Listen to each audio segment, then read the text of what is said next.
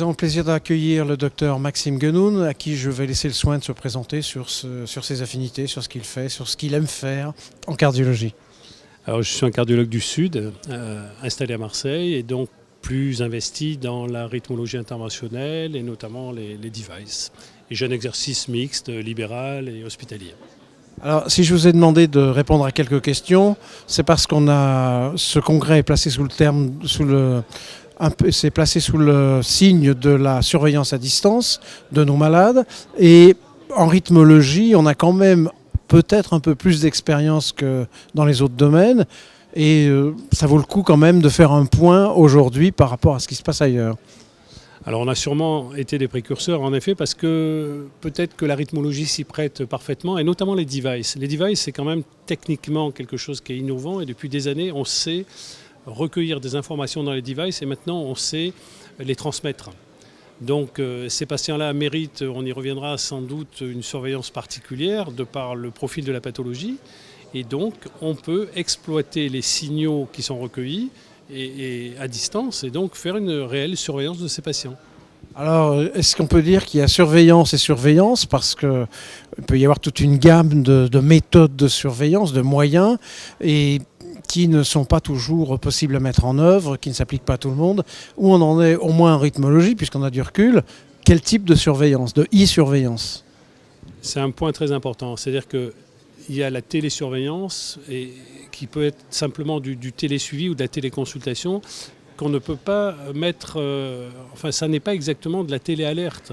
Et donc si on voulait faire du suivi permanent 24/24, il faudrait des moyens considérables en termes de traitement de données et un nombre de patients très important qui est équipé de devices. Et donc effectivement, une limite aujourd'hui qu'on doit bien comprendre, c'est que c'est une forme de téléconsultation avec une certaine périodicité. Il y a des alertes qui peuvent être transmises, mais derrière, au bout de la chaîne, il faut des gens qui analysent tout ça, qui les transmettent au médecin, que le médecin réagit, donc il y a un temps de réaction. Donc aujourd'hui, attention, il ne faut pas se leurrer, ce n'est pas de la surveillance instantanée, minute par minute, de tout ce qui peut se produire. Donc, si on voulait vraiment faire de la surveillance instantanée, il faudrait des structures énormes avec du personnel, et le médecin ne pourrait pas être en première ligne de toute façon. Du personnel, effectivement, trier l'information, des ordinateurs considérables, des centres de surveillance considérables, et il y a un problème médico-légal. Ça voudrait dire que je vous implante quelque chose, il ne peut rien vous arriver. Et je vais offrir une surveillance 24/24. Et donc s'il y a un problème de matériel, s'il y a un problème rythmologique, je vais être responsable de ce qui se passe. Aujourd'hui, on n'est pas capable. Donc aujourd'hui, c'est de la téléconsultation, et on y reviendra peut-être, une certaine forme de télésurveillance. On peut les prendre l'un après l'autre. Qu'est-ce qu'on entend par téléconsultation ? Téléconsultation, c'est l'opportunité éventuellement, par exemple pour des porteurs de devices, de ne pas se rendre dans une consultation face-face avec les coûts que ça engendre. Alors c'est des temps de consultation, c'est des frais de transport, il y a des patients qui vont dans un centre d'implantation qui est à 100 km. Et donc on pourrait très bien interroger la prothèse, savoir si tout se passe bien, si dans les mémoires il n'y a pas eu d'événement particulier, et éviter un certain nombre de consultations face-face. Et ne revoir le patient qu'une fois par an, ou peut-être même pas sur des patients simples qu'on pourrait suivre à distance. Et la télésurveillance proprement dite, le contrôle périodique? Alors la télésurveillance, une fois de plus, ça ne peut pas être permanent, mais de façon périodique, on pourrait avoir un regard et un certain nombre d'alertes sur du matériel. Alors ça s'y prête chez des patients à haut risque avec un matériel sophistiqué. Exemple.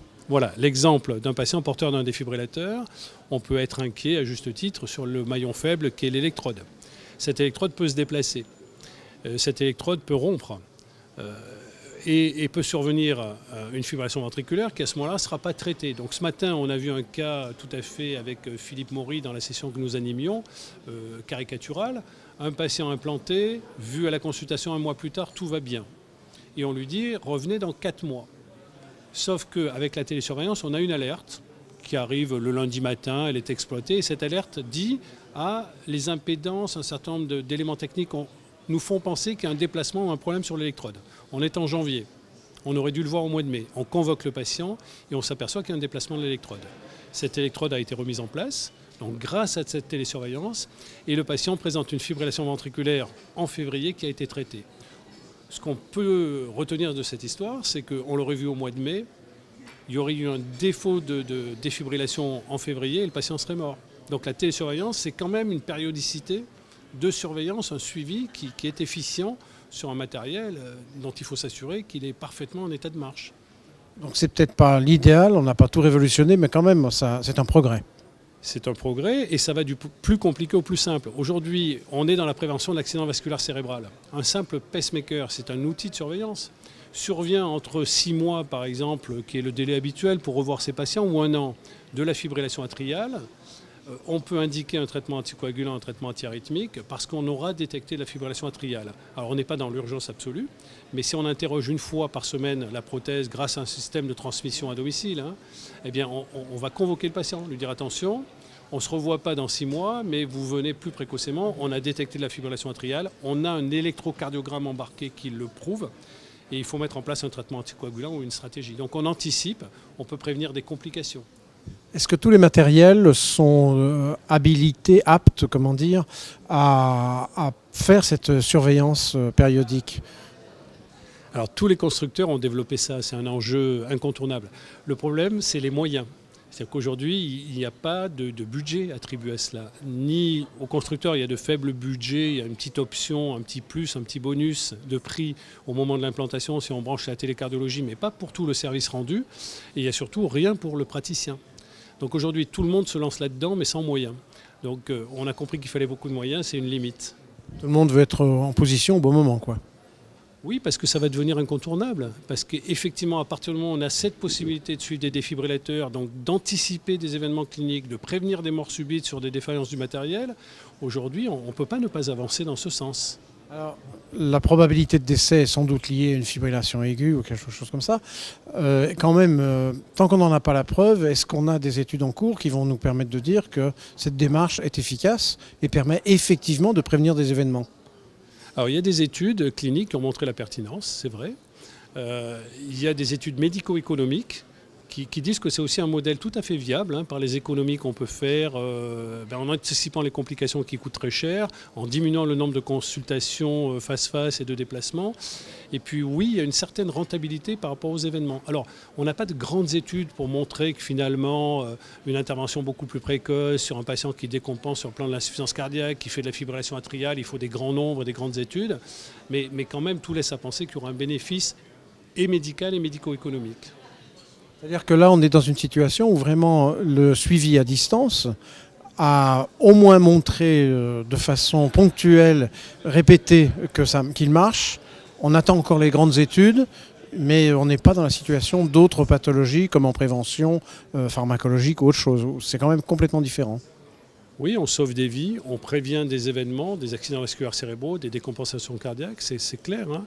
Et donc aujourd'hui, c'est un moyen qui fait sa preuve. Et il y a la preuve du concept parce que ces patients-là et ces cas cliniques-là, ils existent et il n'y avait pas d'autre moyen de faire. Est-ce que les problèmes financiers représentent les seules limites à cette approche ? Mais pas forcément, parce qu'il y a certainement un problème financier. Il va y avoir des problèmes médico-légaux, la disponibilité. Là, on est en train de se dire que si on faisait de la surveillance jusqu'au boutiste de ces patients-là, c'est une mise en jeu de moyens qui est énorme. Et on peut imaginer, alors, si on veut être très futuriste, de la géolocalisation du problème. Le SAMU pourrait se déplacer parce qu'on sait par la télécardiologie que le patient est en train de faire une fibrillation ventriculaire et qu'éventuellement son défibrillateur ne l'a pas défibrillé. Enfin, on peut imaginer beaucoup de choses, quoi. Donc, et puis il y a l'aspect médico-légal, et puis il y a les aspects réglementaires. C'est assez compliqué. C'est de la surveillance, c'est de la connexion. Qui est responsable ? Aujourd'hui, qui est responsable ? Là aussi, c'est compliqué. Le constructeur, les autorités, les médecins. Ça fait beaucoup de monde et beaucoup de responsabilités à partager. C'est jamais bon. C'est jamais bon. Savoir qui va endosser les responsabilités, où sont les budgets, qui va être rémunéré. Voilà, c'est compliqué. Je vous remercie pour cette intervention. C'était très enrichissant. Merci. De rien.